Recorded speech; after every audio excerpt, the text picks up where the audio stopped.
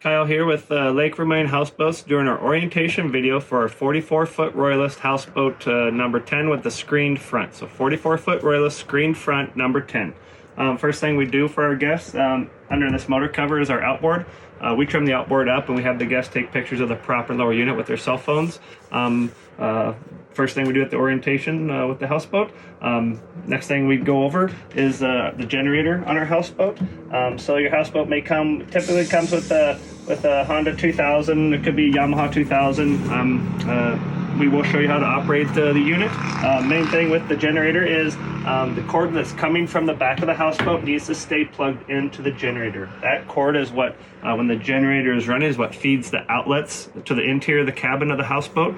So if you're trying to use outlets for the houseboat to charge your cell phone, use anything electrical, generator has to be running. That's what feeds those outlets. Also, when the generator is running, it's charging our deep cycle batteries. Our deep cycle batteries power our overhead lights, they power the water pressure pump, and they also power the thermostat on the refrigerator.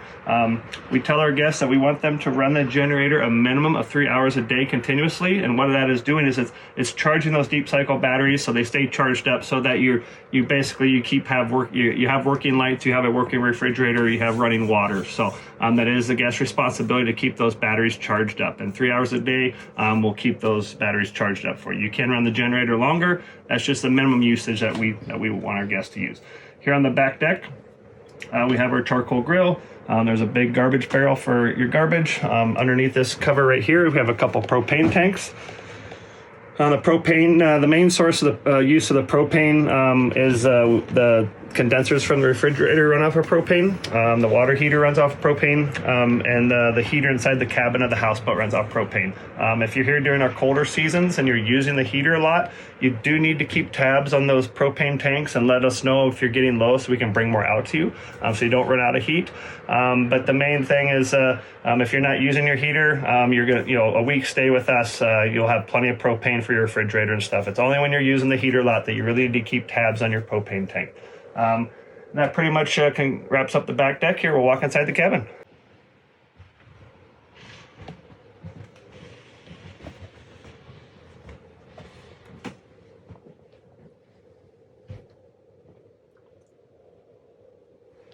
All right.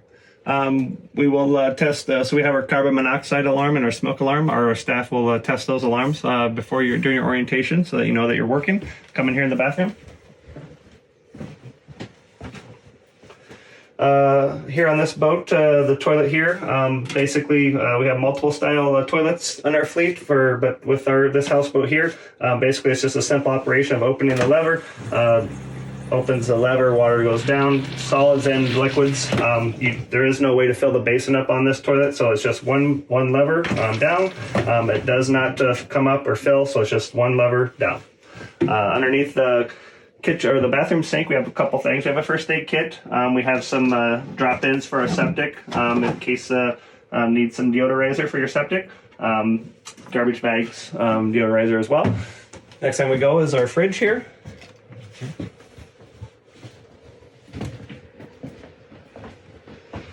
So key things with the fridge is we do have an informational sheet here up at the top of our freezer part, and we also have an inventory list here of your houseboat. So all the kitchenware and dishware that is on your houseboat is on the list here. So if you're looking for something, please check this list. It'll be here if it's on the list.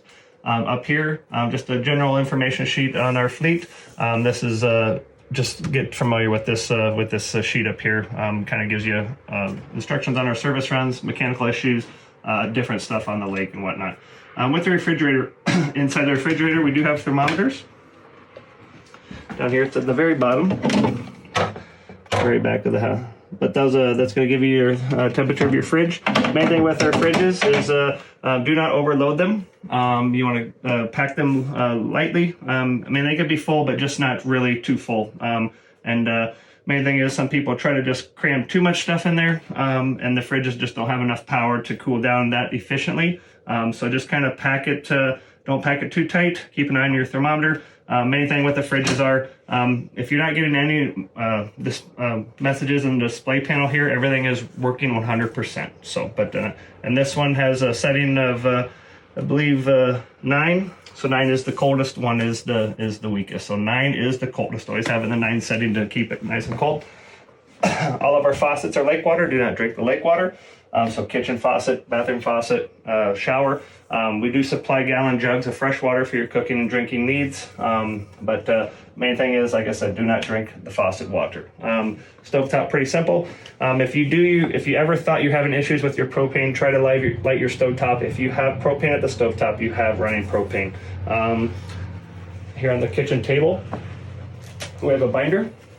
A lot of useful information here, a lot of information about our mooring sites, different information about fishing regulations, and different information on our fleet and Lake Vermilion. Coming up to the helm up here. So we don't have any active running lights, not labeled. Accessory switch is what powers your GPS. Water pressure switch is what powers your water pump. And the cabin lights, of course, that powers your cabin lights. The only switch you ever have to worry about with during your trip is the water pressure. We do want you to keep the water pressure switch off as you're cruising on the lake. If you're trying to use the water while you're cruising, you can deprime your water lines and burn up your water pump. So while cruising, keep the water pressure switch off. If you are on the lake, need to use some water, just come down to idle speed, turn the water on, use the restroom, wash your hands, and then once you're done, turn the water pressure switch off. And once you get to your mooring site, you can keep the water pressure switch on. There's a paper map up at the helm. Also have our GPS up at the helm for navigation and finding your mooring sites. We do have a separate orientation video just strictly on the Humminbird GPS and paper map as far as navigating Lake Vermilion and finding your mooring sites. So please watch that on our YouTube channel. That's very informative, and that'll go over everything in depth with that. So again, very important. Humminbird GPS is very important to navigate the lake safely and to find your mooring sites once you're in that area. Starting the boat is pretty simple. Turnkey start. You just turn the key, and pretty simple. Just forward, throttle, neutral, reverse. Don't press the button. Some people see a button here, they want to press it. It's just simple. Turn the keys, turn the motor on, and then put it forward, give it forward thrust, come back to neutral, reverse, and reverse thrust. The main thing with our shifters is just be gentle with the shifters. Don't get too rammy with them. Just nice and easy, steady movements, and that'll keep you going. The heater here on this boat, like to go over that with our guests. If you need to use the heater during your stay, so this is a catalytic heater, so you want to hold the button in. After you hold the button in for a while, this is your striker button. You can hit the striker. You get a flame here down in the lower left-hand corner. I like to hold that in until you get a little flare up on the mat. Once you get the flare up on the mat, once you release this button, the pilot light does go out. It is not a standing pilot. So once you think it is lit, you release the button, you turn it. There's a low setting, a medium setting, and a high setting. Again, there is no standing pilot light, so the pilot light will go out, but just kind of keep your hand here. You want to make sure that the heater turned on before you walk away from it. Once you confirm that you have heat coming from the heater, then you can safely walk away. And then when you're done with your heater, just turn it back in the off position. Coming into the front deck area.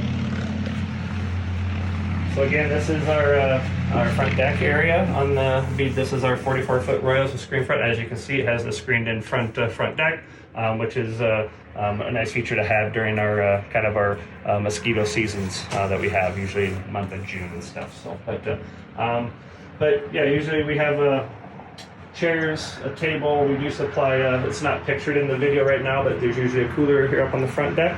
If there is not one when you get here, just let us know. We'll grab you one. And you have to walk through the front door here to get out on shore when you come to your mooring site. On the front grate there is our plank for bridging the gap between the front of the boat and shore. And then we have the mooring ropes on each side of the houseboat, which we do have a separate video about mooring your houseboat. Please look at that on our YouTube channel. Very informative. But this in this area right here, this is where we have our life jackets and stuff for the houseboat. But that concludes our orientation video for our 44-foot Royalist screen front number 10. Thanks for watching.